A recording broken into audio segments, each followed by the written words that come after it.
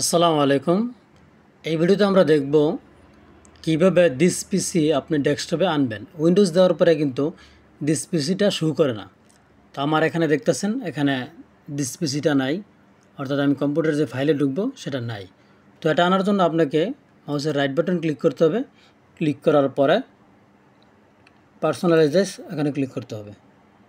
এখানে ক্লিক করার পরে যেখানে ক্লিক করবেন থিম থেকে আপনাকে ক্লিক করতে হবে ডেস্কটপ আইকন সেটিংস। তারপর আপনার এই যে এরকম আসবে, আসার পরে এই যে এখানে দেখতেছেন কম্পিউটার, এখানে টিক মার্ক করে দিবেন। টিক মার্ক করে দেওয়ার পরে নিচে দেখতেছেন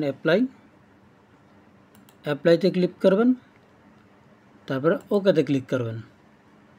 তা আমাদের এই যে দেখতেছেন দিস পিসিটা চলে আসছে। ভিডিওতে একটি লাইক করে দিন, এরকম আরও ভিডিও পেতে শেয়ার করুন।